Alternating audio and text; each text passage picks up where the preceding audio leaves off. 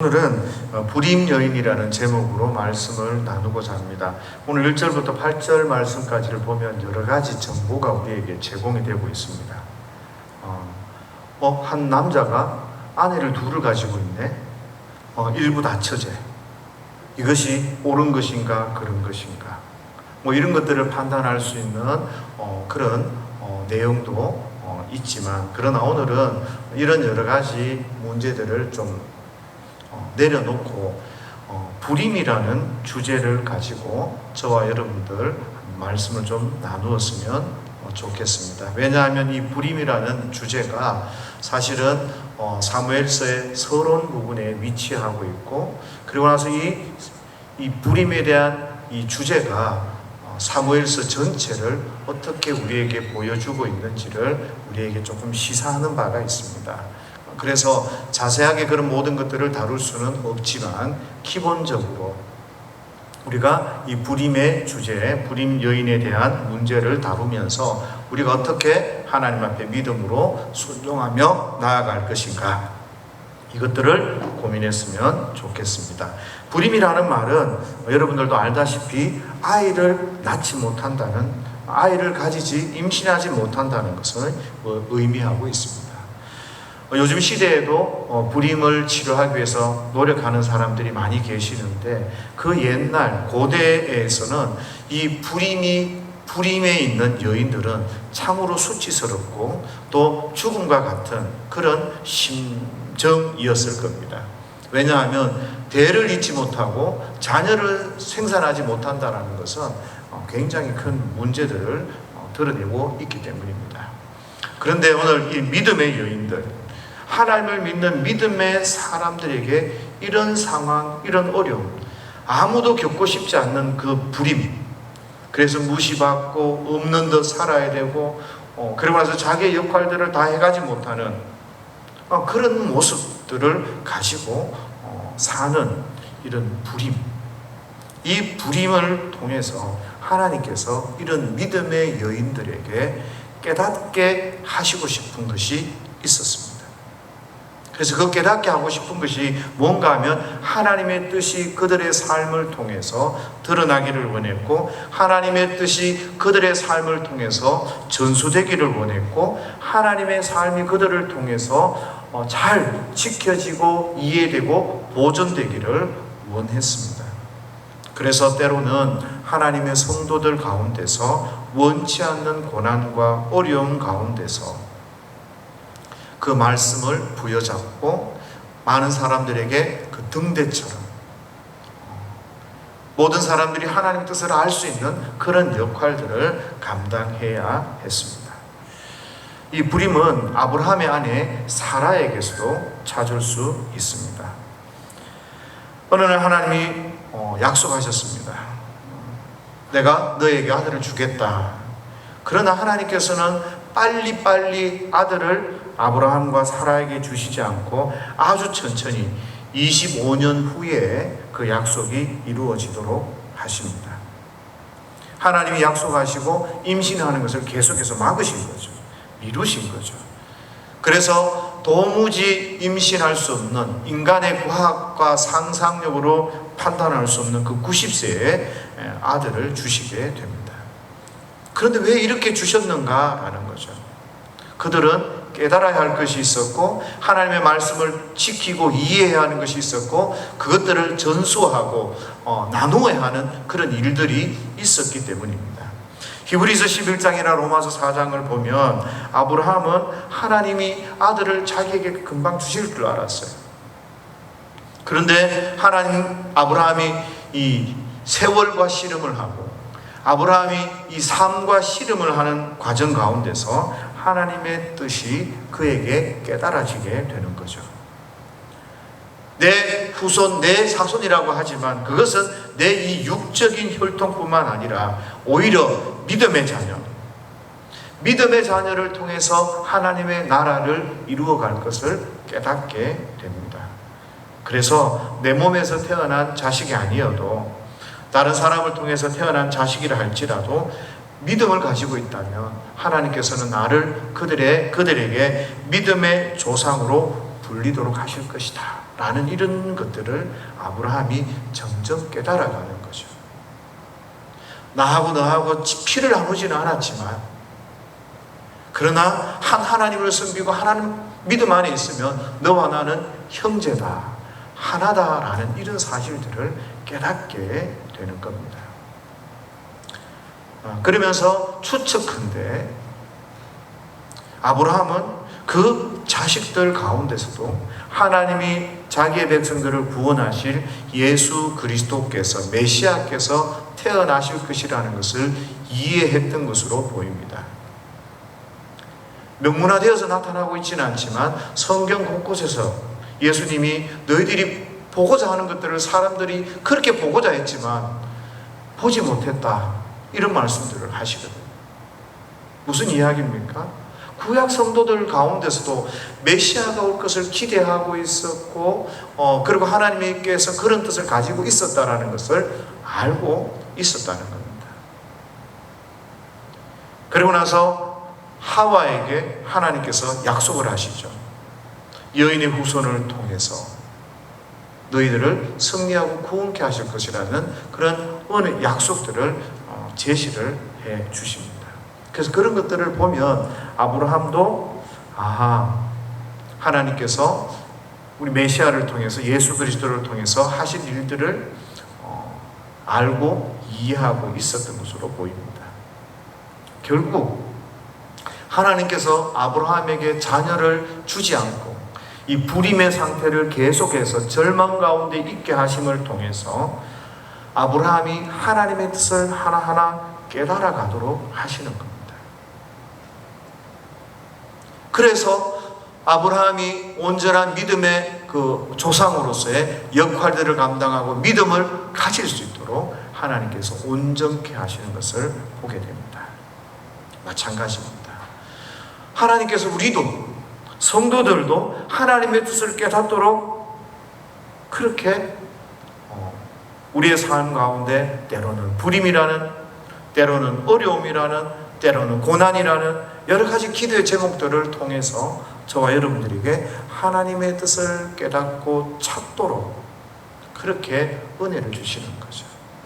금방 해결해 주시면 너무나 좋은데 금방 해결해 주시지 않고 기다리고 찾고 또 찾음으로써 하나님이 우리를 향해서 어떤 뜻을 가지고 계시는지 깨닫게 해주시는 겁니다.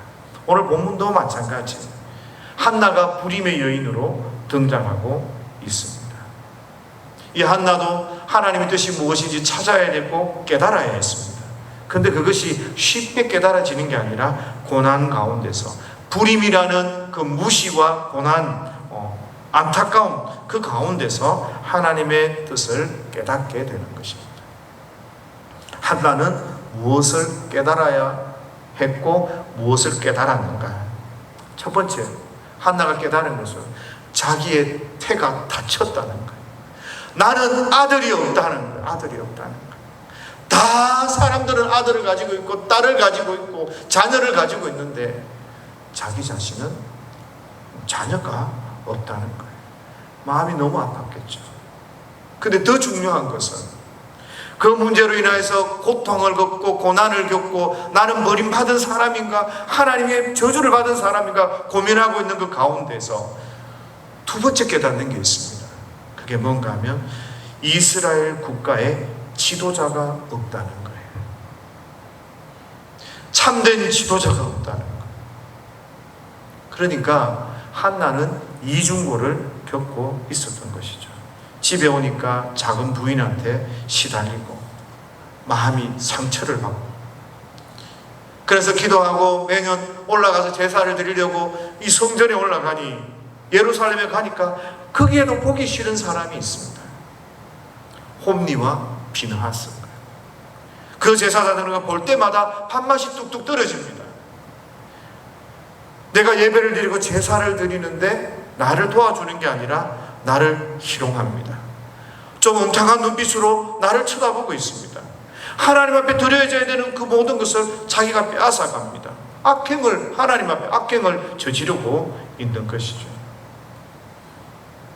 하나님 앞에 제사를 드리지 않을 수도 없고 가지 않을 수도 없고, 나는 박복해서 자녀도 없고 제사장을 만났지만 그 제사장도 내 박복한 인생을 대변이나 하듯 그 모습을 그대로 투영이나 하듯 그렇게 제사장들도 형편없는 그런 이중고를 겪고 있었던 것입니다.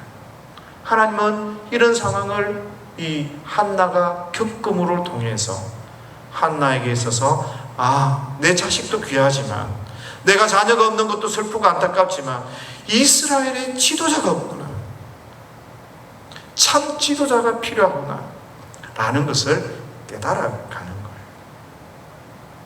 그래서 한나가 그 고통 속에서 기도하는 거죠. 10절 보면 한나가 마음이 괴로워서 여호와께 기도하고 통곡하며 서원하여 이르되, 마음속에 깨닫는 거예요. 그래서 하나님 앞에 기도하는 거죠. 오늘 저와 여러분들이 하나님의 뜻을 찾고 하나님의 뜻을 깨닫고 그리고 기도하셔야 돼요. 그리고 순종하셔야 되는 거예요. 그러고 나니까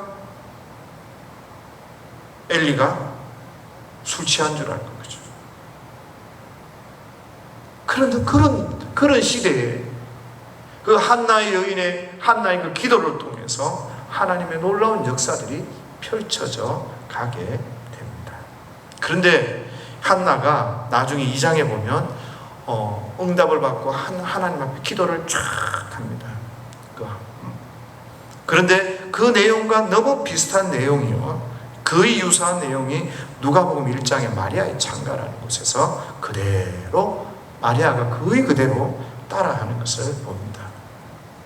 좀 바꿔서 이야기하면 이런 거죠. 한나가 이 민족에게 지도자가 없고 참 지도자가 없던 것을 깨닫고 기도하는 그 내용을 마리아도 깨달았다는 거예요. 그래서 한나가 기도했던 그 기도의 내용이 이제 마리아의 기도에 자기에게 실현되면서 마리아가 이런 이야기를 하는 거예요. 만세의 날을 복이 있다 그리로다. 주여 말씀대로 이루어 주옵소서. 그렇게 마리아가 자기 삶 가운데 처녀가 애를 낳으니 낳을 수 없는 환경이잖아요. 그럼에도 불구하고 고난이 있을 줄 알지만, 오해를 받을 줄 알지만 하나님의 말씀이 자기에게 이루어지기를, 그리고 하나님이 원하시는 그 참된 지도자가 이 땅 가운데 있기를 기도하며 그렇게 고백하며 나가는 거죠. 그래서 자기 자신을 복되다고 이야기를 하고 있는 것입니다.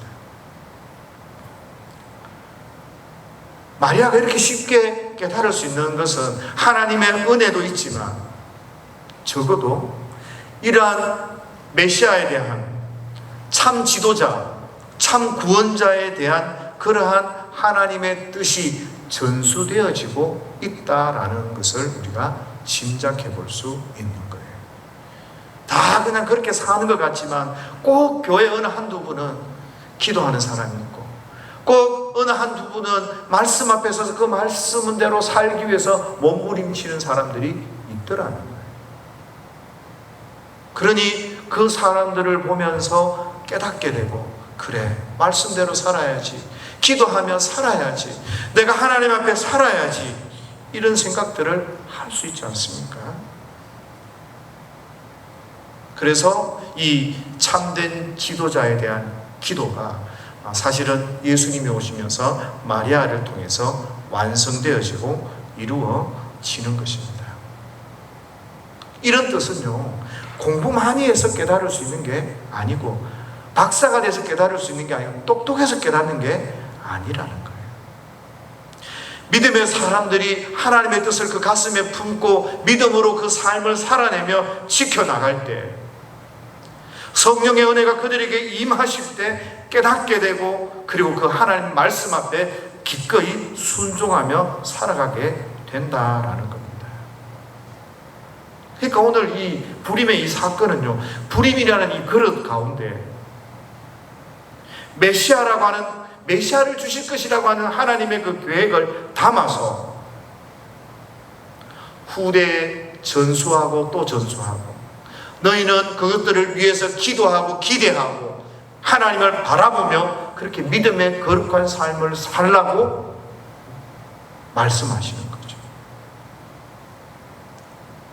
그래서 이 부림을 가진 여인들, 고난 가운데 있지만 기다리고 기다리는 가운데 하나님의 뜻이 무엇인지, 하나님의 그 계획이 무엇인지를 이해하고 깨닫고 그렇게 하나님이 응답하시는 그런 일들을 통해서 하나님의 뜻을 이루어 가시고 계신다라는 것을 우리에게 보여줍니다. 그래서 우리는 우리에게 주어진 이 고통 가운데, 우리가 불편한 진실을 이렇게 겪고 있을 때 그런 것들 가운데 하나님의 계획이 있다, 하나님의 인도하심이 있다라는 것을 믿으시기를 바랍니다. 그리고 그 하나님 앞에 순종하시기를 주의 이름으로 축복합니다. 정말 깨닫는 게 쉽지 않은 것 같아요. 그래서 사람들은 자꾸 다른 사람들의 말들에 귀를 기울이기도 하고 세상의 강연을 듣고 세상의 가치관을 따라서 막 판단하려고 하는데요, 그렇게 살다 보면 결국에 하나님의 뜻을 깨닫지 못하고 자기 착각, 영적 착각 가운데서 살아가게 됩니다. 하나님의 뜻은요, 성경을 통해서 전수됩니다. 성령의 은혜를 통해서 전수됩니다. 그렇게 깨달아질 수 있다라는 것을 좀 기억하시면 좋을 것 같아요. 한번 우리나라 교회를 돌아보면 지금의 어떤 종교계는 홈리와 비너하스가 판을 치고 있는 듯한 그런 모습을 우리에게 보여주고 있습니다. 그런데 그 판에서 그들의 입장에서 바라보면 아무것도 우리가 깨달을 수도 없고 볼 수도 없어요. 우리가 한국교회를 한 걸음만 멀리 좀 떨어져서 바라보면 우리 한국교회의 신앙이 어떤지 판단할 수 있어요. 교회 모습이 저렇게 하면 안 되는데 그것들을 생각하고 판단할 수 있어요. 그래서 조금이라도 외국에서 살다가 온 사람들은 한국교회를 보고 참 안타까워하는 그런 사람들이 되게 많은 것을 보게 됩니다. 우리는 우리 여기 가운데 사니까 교회가 다 이렇지 뭐 어떡해, 이렇게 생각하는데 외국에서 살다가 좀 떠났다고 온 사람들은 좀 다르게 반응하는 것을 보게 됩니다. 우리가 우리 자신들의 모습을, 그리고 하나님께서 어떤 것을 우리 가슴에 품고 어떤 그 그릇 가운데서 우리의 삶을 담아서 하나님의 뜻을 보존하고 지켜가라고 하는지 우리가 좀 고민하면서 살아야 하는 것입니다. 그래서 때로는 기도의 제목이 있을 때 그 기도를 붙들고 기도하면서 하나님의 말씀을 붙들고 살아가는 거죠. 그리고 무엇이 문제인지, 내가 어떻게 살아야 되는 것인지 그런 것들을 고쳐가고 회개하고 그렇게 하나님 앞에 살아가는 거 아니겠어요? 어떨 때는 그게 되게 부담스러울 때가 있어요. 너무 힘들거든요. 너무 피곤하거든요. 가도 끝이 없는 그런 길인 듯이 느껴질 때가 있거든요. 그렇지만 그게 은혜라는 거예요. 은혜. 정리를 하면 이런 거예요. 하나님께서 불임이라는 그런 그 여인들의 그 고난, 상황, 원치 않는 그런 것들을 통해서 하나님 뜻을 자꾸 가리키고, 그리고 그것이 축복이라는 사실을 깨닫게 하는 거예요. 네가 기도하는 거, 너 지금 어려워서 지금 마음이 근심이 있어서 하나님 앞에 나오는 거, 다른 사람은 편안하게 자고 영화 보고 사는데 너는 나와서 여기서 기도해야 되는 거, 근데 그게 축복이야. 그렇게 기도하며 그렇게 살아내며 그렇게 하나님 말씀 앞에 하나님 없이는 못 살기 때문에 하나님 붙들고 살아가는 게, 그게 바로 성도의 삶이야. 그런데 아이를 낳을 수 없다고 하는 사람에게도 태의 문을 열어주시고, 처녀 동정녀에게도 하나님의 그 예수 그리스도를 주심으로 하나님 뜻을 이루어 가셨던 것처럼 그런 삶을 통해서 하나님의 뜻을 이루어 가신다. 놀고 한락에 빠졌고 주색잡기에 빠져있는 그 사람을 통해서 하나님의 뜻이 전수되고 이루어지는 것이 아니라 기도하고 마음 졸이고 하나님 앞에 말씀대로 살려고 노력하는 그 사람을 통해서 하나님의 뜻이 전수되어지는 것이고 하나님의 뜻과 하나님의 능력이 드러나고 나타난다, 이 말씀입니다. 그래서 성도들은 하나님의 그 약속을 가지고 성도답게 기도하고 또 겸손하게 살아가고 그리고 하나님의 말씀 앞에 나가면 되는 것이죠. 그래서 저와 여러분들은 우리의 상황 가운데 매이는 것이 아니라요, 우리의 상황을 통해서 하나님이 무엇을 말씀하시고 우리를 어떻게 새롭게 거룩하게 가시는가, 그것을 깨달으셔야 돼요. 그리고 감사하셔야 되고. 그러면 이 부림의 주제를 가졌던 이 한나는, 그리고 또 나머지 그 마리아나 많아요. 부림의 여인들이 성경을 찾아보면 꽤 많아요. 그런데 이런 여인들이 우리 성도들에게 어떤 의미를 가지는가, 그거 한번 생각을 해보셔야 돼요. 여인들만 그런 문제가 가지고 있는 그런 게 아니란 말이죠. 구약에서는 성도들을 향해서 아내라고 그래요. 아내. 하나님이 우리의 남편이 되신다, 이렇게 이야기해요. 신약에서는 어때요? 예수님이 우리의 신랑이 되시고 우리의 남편이 되신다라고 이야기하는 거예요.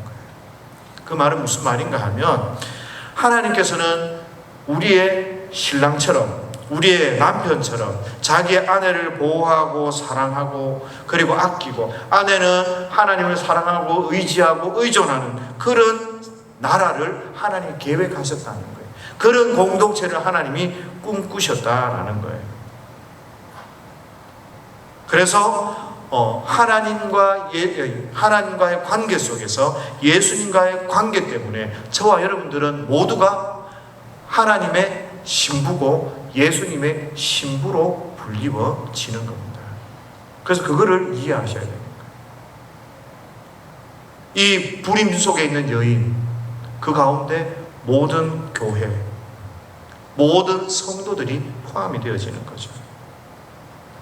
또 이런 표현도 있어요. 하나님의 아들이다 그러잖아요. 여러분은 하나님의 딸입니다, 이렇게 이야기 안 하잖아요. 성경은 하나님의 아들입니다 그래요. 왜 그래요? 아들은 그 옛날 시대 상속자란 말이에요. 상속자. 딸이, 그래서 우리는 하나님의 딸인데요 이렇게 말하는 게 아니라 하나님의 아들이다 라고 이야기를 하는데, 다 그렇게 봤듯이 남자인 우리도 예수님의 각시가 되고, 여성인 여러분들도 하나님의 아들이 되어져서 상속을, 하나님의 그 유업들을 상속하는 그런 것들을 표현이 그 가운데 있어요. 그래서 저와 여러분들이 생각해야 할 것은, 이 여인으로 표현되는 이 모든 것들이 하나님의 그 교회 성도들을 일컫는 그런 말씀인 거죠. 그래서 성도들은요, 하나님의 뜻을 이 고난이라는 그 접시 속에서 고이 간직하며 하나님이 나를 훈련시키고 연단하고 나를 세워가시는 것을 믿고 하나님의 말씀 앞에서 한 걸음 한 걸음 순종하며 나아가야 되는데, 이것이 어디에 잘 드러나는가 하면 요한계시록 12장에 보면 잘 드러나요. 여인이 해를 입은 여인이 이제 아이를 낳았는데 그분이 예수님인 건 분명하고요. 근데 이 여인을 하나님이 이제 훈련하고 양육을 한단 말이에요.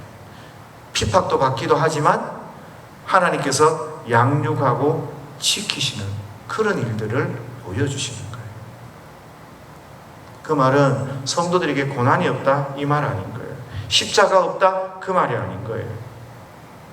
핍박도 있고 하나님의 지키심과 보호하심도 있고, 하나님의 약속을 이루어가고 거룩한 신부의 모습을 만들어가기 위해서 하나님께서 성도들을 그렇게 훈련하고 그렇게 양육하고 그렇게 새롭게 나간다는 거죠.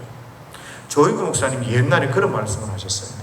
자기에게 누구에게 안수를 해달라고, 목사님이. 무슨 안수를 해드릴까요? 저 폐병 걸리게 해주십시오. 아니, 그게 무슨 말입니까? 자기는 너무 좋은 환경에 태어났다는 거예요.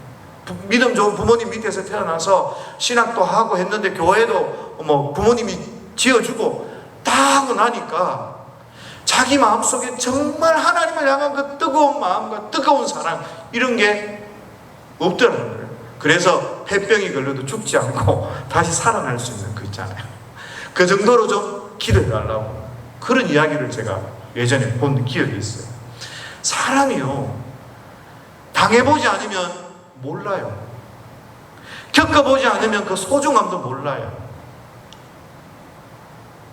그래서 하나님께서는 이 고난이라는 것들을 통해서 우리를 훈련시켜 나가고, 하나님의 나라가 또 하나님의 그 은혜가 얼마나 귀한 것인지 우리로 하여금 배우게 하시거든요. 그래서 사무엘서를 쭉 보면 하나님께서 사무엘을 굉장히 훈련을 시키시고, 다윗도 훈련을 시키고, 핍박도 받고, 한나도 이중고를 겪잖아요. 그렇게 하면서 정말 하나님의 뜻이 얼마나 귀한지, 하나님의 은혜가 얼마나 감사하고 사랑이 얼마나 크신지를 배우면서 그렇게 양육받아서 나가는 겁니다. 그러므로서 우리의 마음이 어떻게 해요? 더더욱 하나님을 사랑하고 하나님 앞에 거룩한 신부로 그렇게 세워져 가는 것입니다. 그래서 오늘 이 불임이라는 이 주제를 통해서 저와 여러분들에게 주어진 이 환경과 여러 가지 어떤 상황 가운데서 하나님께서 우리를 정말 사랑하셔서 우리를 양육하시고 우리를 훈련시키시고 우리를 세워가시는구나.